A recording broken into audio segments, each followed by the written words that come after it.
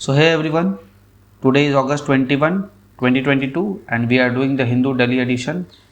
As usual, we'll be first identifying the most important news followed by a detailed discussion. Since it is Sunday, so we have two important sections today. The FAQ page that we do here and the science and technology page that I do on a monthly basis. I bring those 4 pages or 5 pages on a monthly basis, right? Because the content in that page, in those pages are interrelated. Therefore, a month is a good resolution for that. Fine. So let's see. There is nothing here. Okay.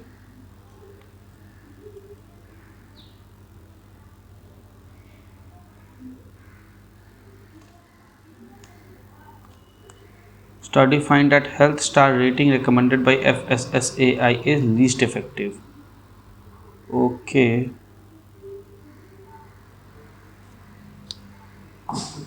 Fine. Okay, just know this thing. Or I'll do this. Okay. Let's do this today.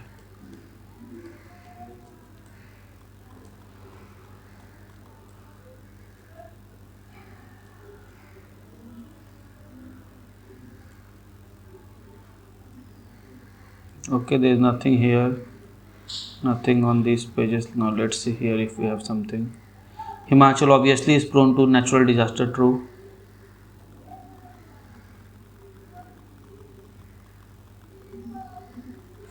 Okay.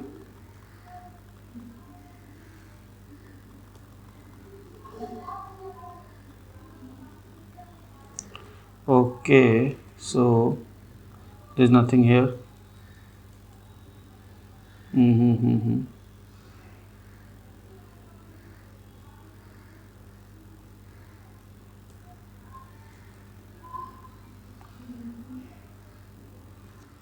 Makers of pandemic magical faces income tax. Okay, fine. Okay. There's nothing here as well. Okay. So nothing here as well. Fine. The science and tech page we do, as I said, on a monthly basis. I'll be starting that from October. Okay, so uh, I have done till June, July, August, and September. 3 months will be there. So in October, I'll bring 4 videos for that, right? Now, FAQ page, Kashmir voter list. It is an important matter we have to see because it is related to delimitation, and delimitation is one of the favorite topic of UPSC. Okay. India's policy on Rohingya. Fine, we'll do this also because this is related to the refugee policy. Okay, we don't have a dedicated act to this, so we have to see how it is there. Fine. FIFA's decision to affect India football. FIFA had banned all India Football Federation AIFF, right? So we have to see how this, what are the repercussions of these things. Fine, so there is nothing here.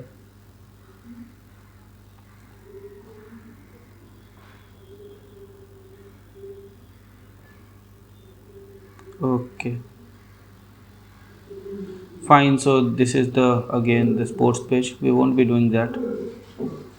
And look at this wonderful thing. This is the aircraft carrier. Okay, which is berthed at Kochi shipyard. You can see the size, compare the size. This is a Fortuner, and look at the size. This is a Gypsy. Look at the size in comparison, right? So you can understand how, what is the dimensions of this carrier. Look from inside the plane, okay, from bridge of the ship, ski jump, okay, and this is the ship made its first sea voyage on August 8. How beautiful it looks! It's marvelous. And look, from here only the aeroplane goes and takes off like this. Okay, so we have a fighter plane here. Fine. So there's a fighter plane here. Okay, look, the fighter plane with missiles on board. look what is the size of the fighter plane with respect to this ground. You can understand how well crafted, and it is a marvel of engineering. So you have a fighter plane of this size, and that it lands like this and docks here, and then when it has to go, it will come here and then it will fly away. It goes like this. Okay, so this is the beauty of science. Okay, so we had a news on first page and then on the FAQ page, so we'll be doing that. Let's go on the first page. First things first, and let's analyze it. Per se, it is an it could be used as a case study related to health and nutrition. Okay, nutrification challenges of junk food. Okay, let's see. Or simply food. New study in India has found that warning labels on food packets are most effective in helping customer to identify food high in sugar, saturated fat and sodium as compared with other labeling format. Okay, FSSAI and the health star rating was least effective. FSSAI is expected to issue draft regulation on the front package labeling has indicated that it favors HSR, okay, health star rating, earning the ire of public health experts who have accused it of favoring the food industry. The author conducted fine, positive outcome.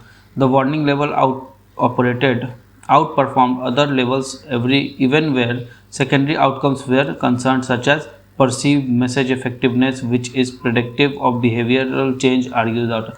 Okay, fine. So one thing that you can understand is this thing where it is. Yes, warning level leads to behavioral changes. You understand why it is so. Let me make a graph for you if I have some space here. Somewhere I must get some space, or else I'll create a space. Look what happens in behavioral aspect. People has pre-planned knowledge, some knowledge about something, okay, and the new knowledge they acquire tends to change their behavior if they accept that knowledge. This is the basis of behavioral science. Fine. So how it goes? Enough space has been created now. Okay, let's see. Let me give a hint to you. So what happens is, this is a person, okay, person. He has some, so there comes a cue from outside, like your example, warning on food packets.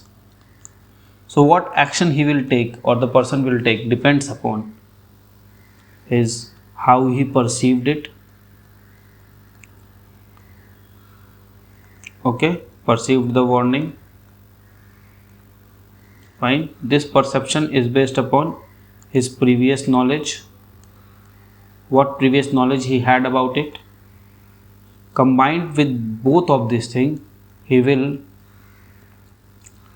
okay, so the cue will be first perceived by the person, then his personal knowledge will come, the previous knowledge will come into picture. This will lead to new knowledge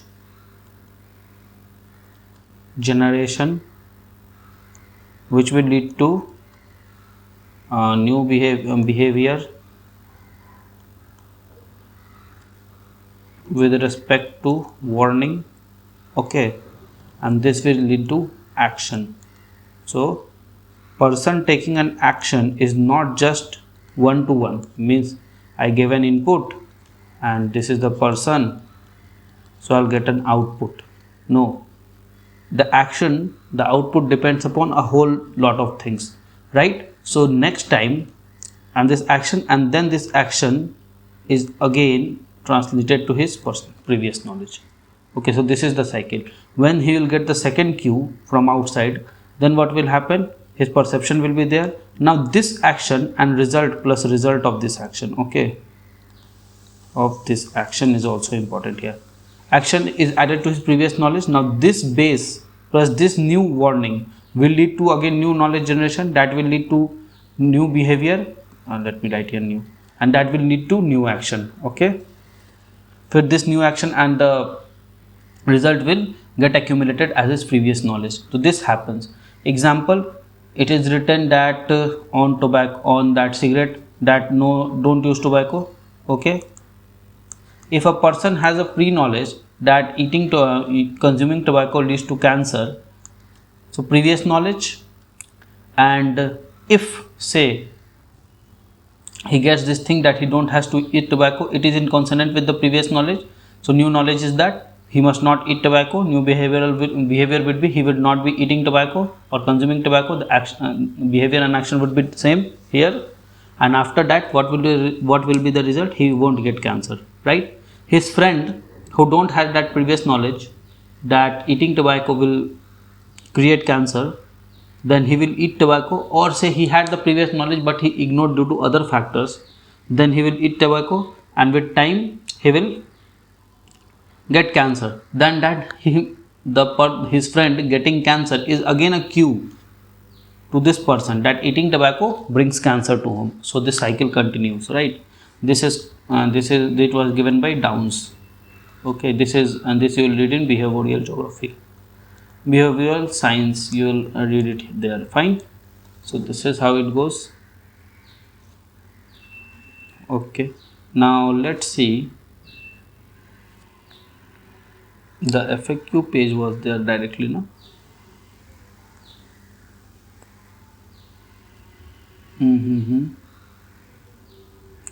Yeah, here is the FAQ page. So what is India's Rohingyas refugee policy? We don't have a dedicated refugee act.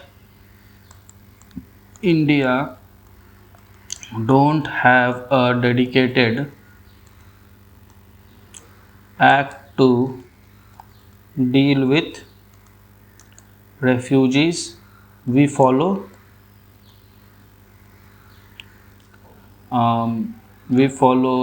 internationally accepted convention that to subject to conditions like national security, sovereignty, public order, morality, international relation, peaceful international relation, etc. Right?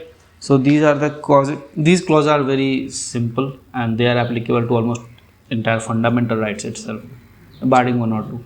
Can refugees who feel threatened in their home nation be deported?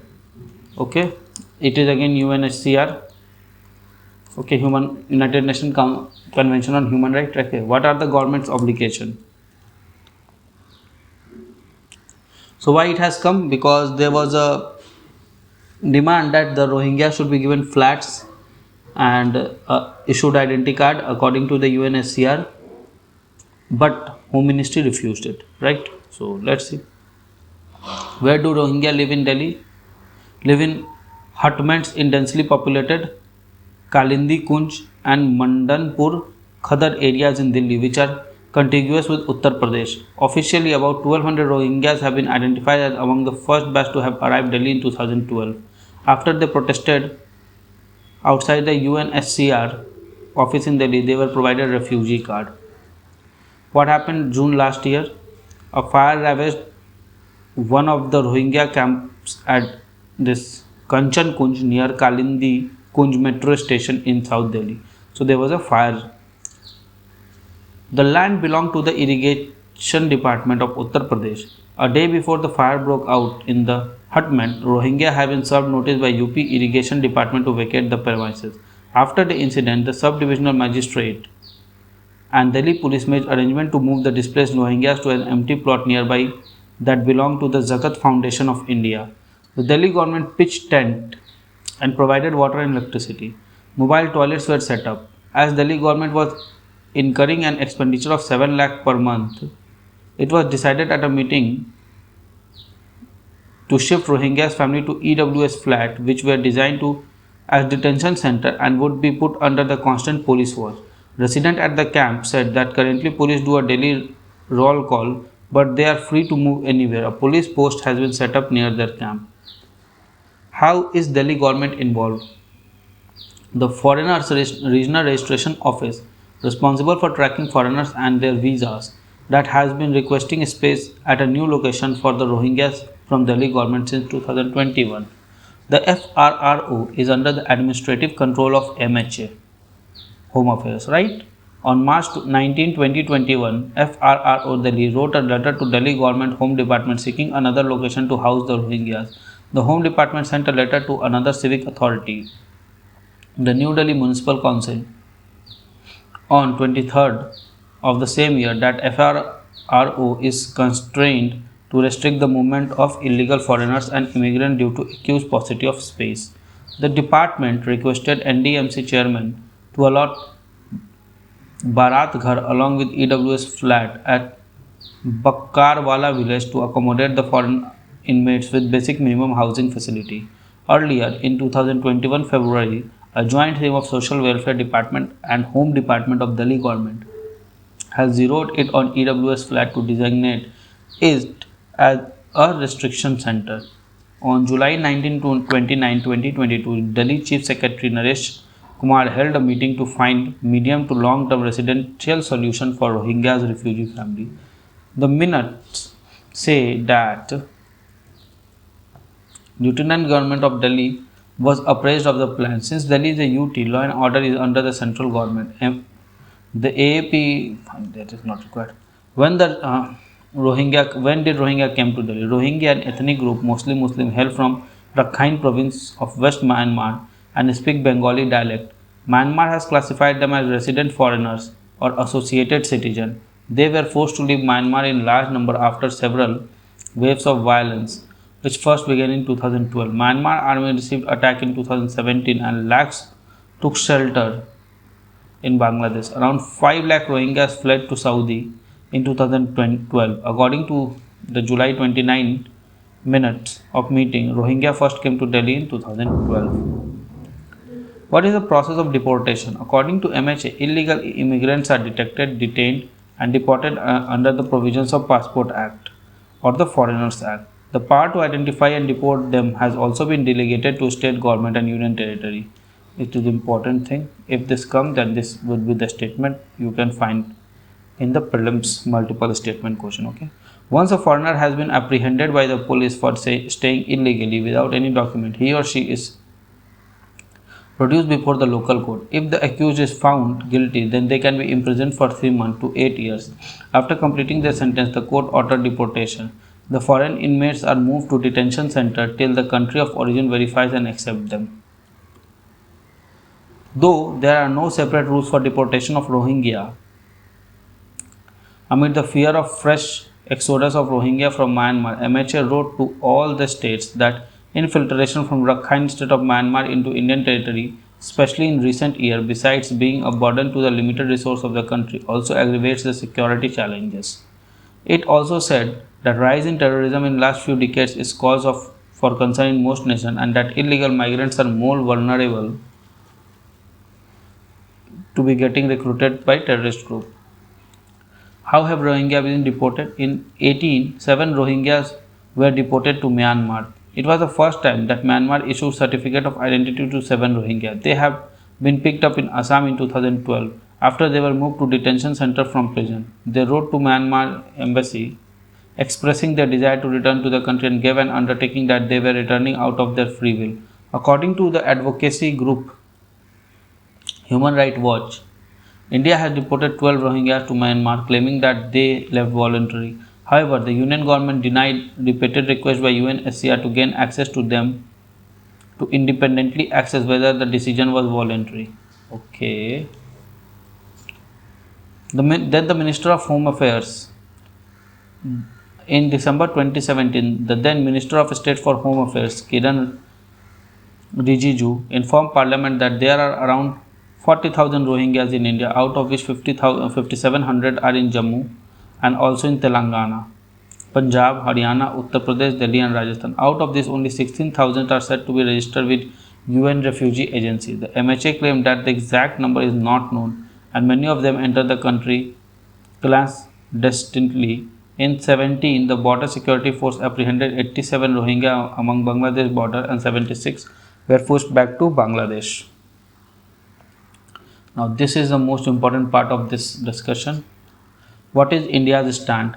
India is not a signatory, to 1951 UN Convention relating to status of refugee and 67 Protocol. All foreign undocumented nationals are governed as per the provision of the Foreigners Act, the Registration of Foreigner Act (RFA) and Passport, and the Citizenship Act. MHA informed Parliament that foreign nationals who enter the country without valid travel document are treated as illegal migrants. In 2016, Mr. Rijiju told Lok Sabha that there is no national law on refugee at present, only standard operating procedure issued by MHA to deal with the foreign nationals in India who claim to be refugee. In some instances, such as in case of Pakistani Hindus who live in camps of Delhi, Rajasthan, Gujarat, Chhattisgarh, Punjab, and Tibetans from Sri Lanka, and Tamils from Sri Lanka, relief assistance is provided by center that includes monthly cash dole, subsidized ration, clothing material, utensil, cremation, and Shraddh grants and infrastructure facilities in the camp. As on December 31st, 2014, the number of stateless persons in India was about 3 lakhs, which included over 10,000 Bangladeshis and 10,000 Sri Lankans. So as I said, there are no definite laws, but yes, we follow SOPs. How will FIFA decision affect Indian football? Why did world governing body of sport take the step? Who is to blame? What lies ahead? Look, what is the problem that High Court asked to set up COA for Committee of Administration for governing of AIFF, but FIFA considered setting up of some kind of this thing like COA or something like that, some body like that, as third party interference, because COA will be selected by the government, so government is interfering in it. So this is the third party. First party FIFA, second party AIFF, and third party becomes government based COA. So therefore on this clause they have disqualified India, right? This is a problem for India. Suspended AIFF indefinitely, undue interference by a third party in the process to finalize a new constitution and elect office bearers. The third party in question was Supreme Court of India appointed Committee of Administrator comprising of Justice Anil Dave, former Chief Election Commissioner S.Y. Qureshi and former Indian football captain Bhaskar Ganguly, formed in May to temporarily assume charge of AIFF after the previous establishment, led by President Praful Patel, was deemed to have overstayed the National Sports Development Code of India mandated 12-year tenure. What constitutes undue interference? International sport federation like FIFA view any governance structure where an unelected body wields power at national sport federation like AIFF as third party interference. In exceptional cases where such body, in the present case COA, takes charge, it is required to play a temporary enabling role in line with the status of the international body. Even since the COA presented the draft constitution of FIFA on July 13, the latter has suggested that I misread that. It was Supreme Court here.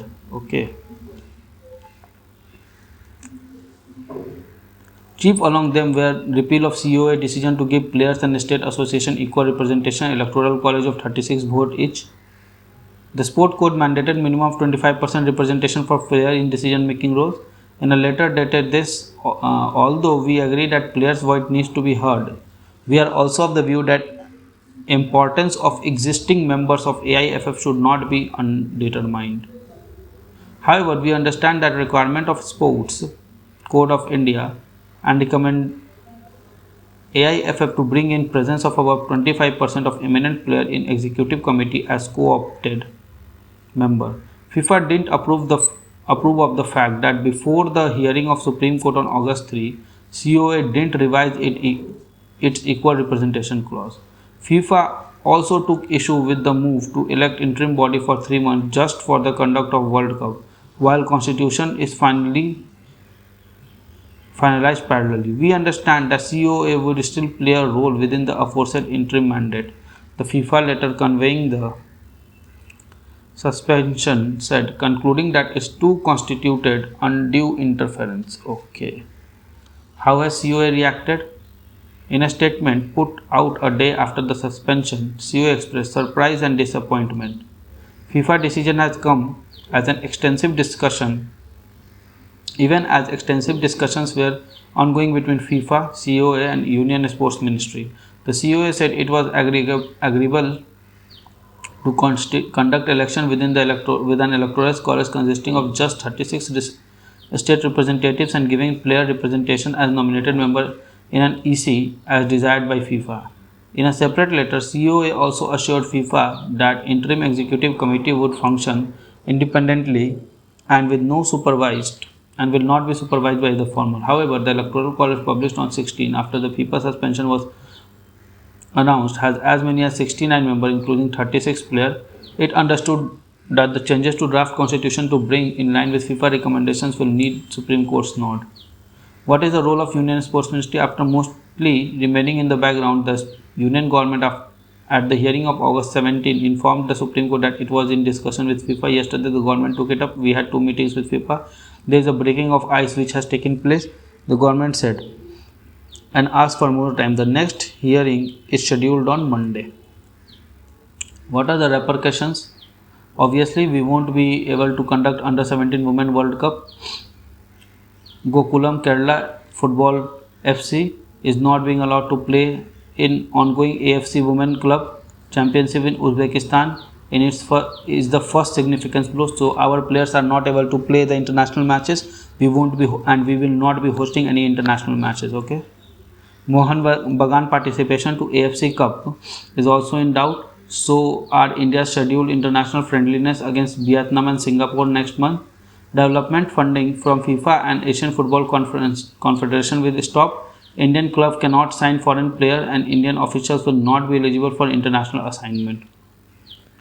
Will the court intervention set a precedent for other sports in India? In 2022 alone, table tennis, hockey and judo have been placed under COA for not following sports code. A day after AIFF suspension, the Delhi High Court brought an Indian Olympic Association under COA, citing top court order in AIFF matter. But the Supreme Court ordered a status quo after Union government stated that IOC could see the development as third-party interference. The next hearing is scheduled on Monday. What will it change future sports governance model? Regardless of the turn each of the above case take, there is an underlying acceptance that Indian Sport Administration fraternity and the adherence to the sports code is non-negotiable. Whether the court should intervene in a matter is a matter for debate, but it is to be noted that FIFA and FIH did not object to court appointment committee. Okay. FIFA has a problem only with the term of reference. FIH on other hand was welcoming and went to the extent of saying that order of court is not interference. Fine. So there is a silver lining in the cloud. There is a hope that things can get better and all the 3 bodies can come on the same page. Let's see how it's developed over time, right? So delimitation thing in Kashmir, what is the controversy about that? Okay, so on August 17, the JNK Chief Electoral Officer announced that anyone who is living ordinarily in Jammu and Kashmir can avail opportunity to get enlisted as a voter in the territory in accordance with the provisions of ROPA. He said that many people who were not enlisted as voters were in erstwhile state of Jammu and Kashmir now eligible to vote after reading down of Article 370. The Election Commission of India was expecting an addition of 20 to 25 lakh new voters. Who is eligible? He suggested that the armed forces posted in JNK could also register as voter and could possibly participate in first ever assembly polls in the youngest UT of the country. The CEO said that existing role is being mapped into the newly delimited assembly constituency as per Delimitation Commission final order made applicable by Union Law Ministry. Why this revision? ECI is working on fresh electoral rolls in Jammu and Kashmir after Delimitation Commission earlier this year carved out 7 new assembly constituencies, 6 going to Jammu and 1 to Kashmir under the Jammu and Kashmir Reorganization Act. Jammu has 43 seats against 47 in Kashmir.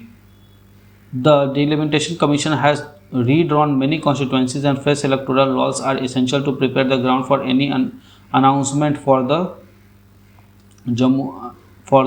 elections in J&K, where the last assembly election took place. In the latest move, the ECI has decided that it will also include any person who has attained 18 years of age before October 1 in the fresh electoral roll. Okay, the final electoral roll will be published on November 25th. What did CEO announce? Mr. Kumar said that there is no need for a person to have domicile certificate in J&K to become voter. An employee, student, labor or anyone from outside India who is living ordinarily in J&K can enlist for voting list. He said, armed forces from different part of the country has an option that they are posted in peace situation. They can entail themselves as voter.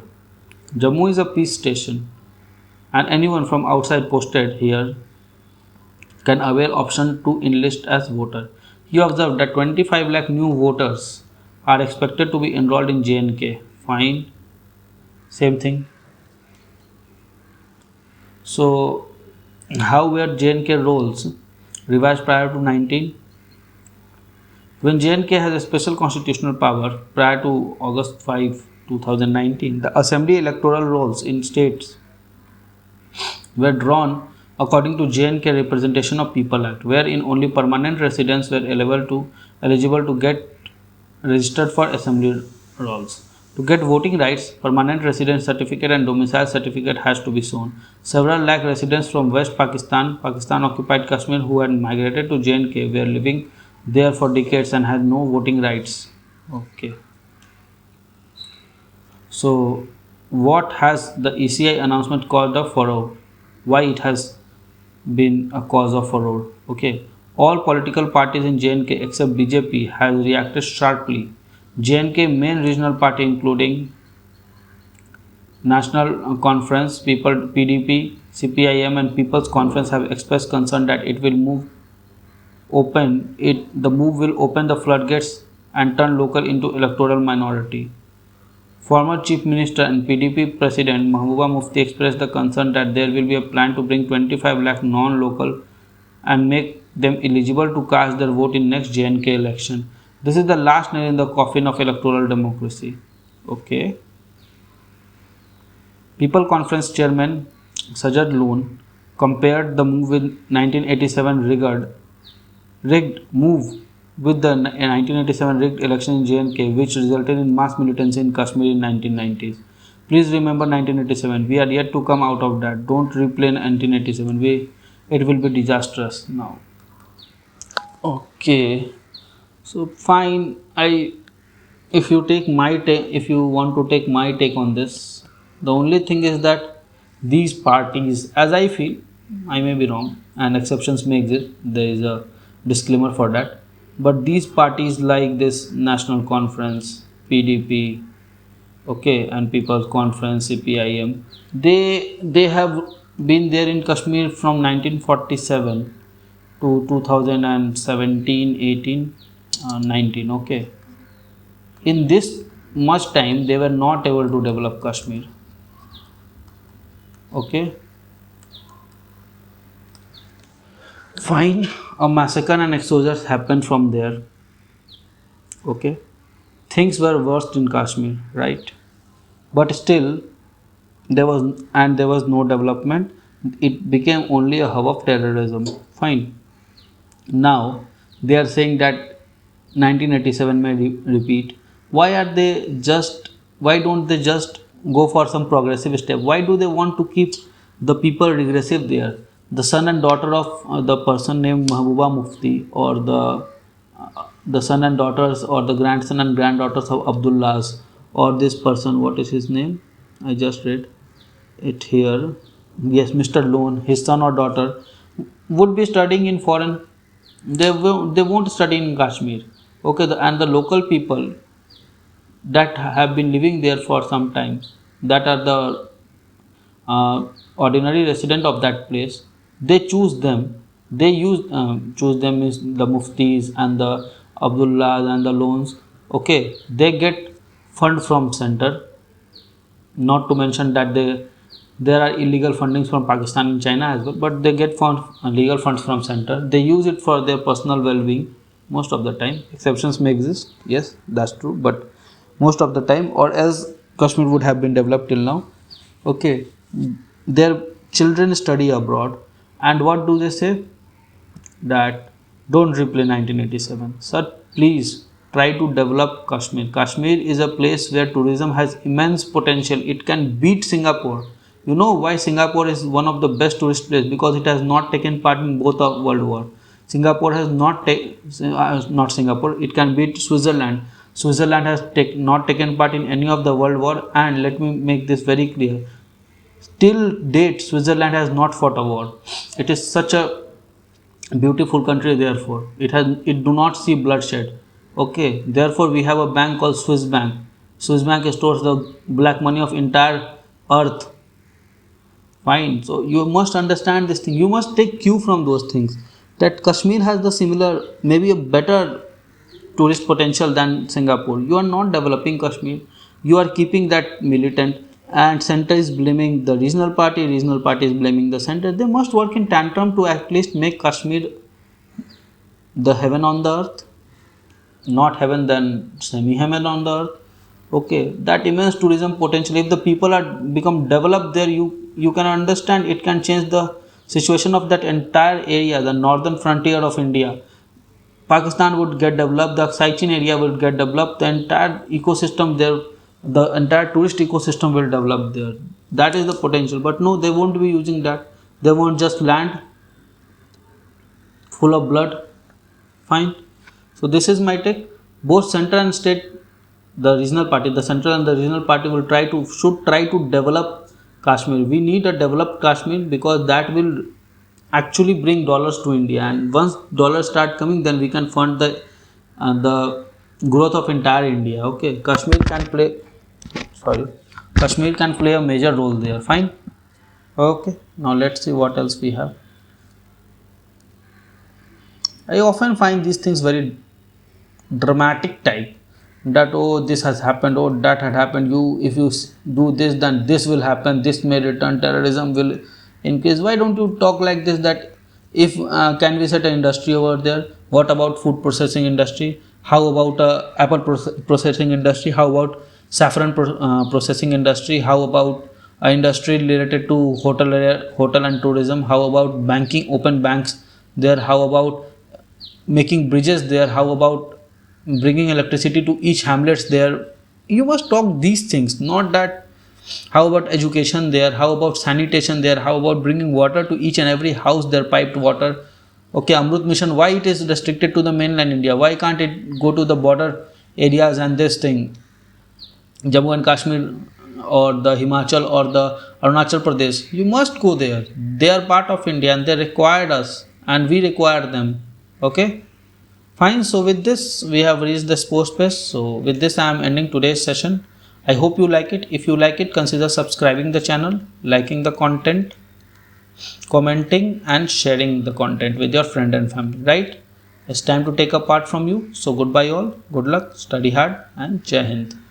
So friends, I really hope that you like this video. If you like this video, give it a thumbs up and don't forget to subscribe our channel and share this video with your friend.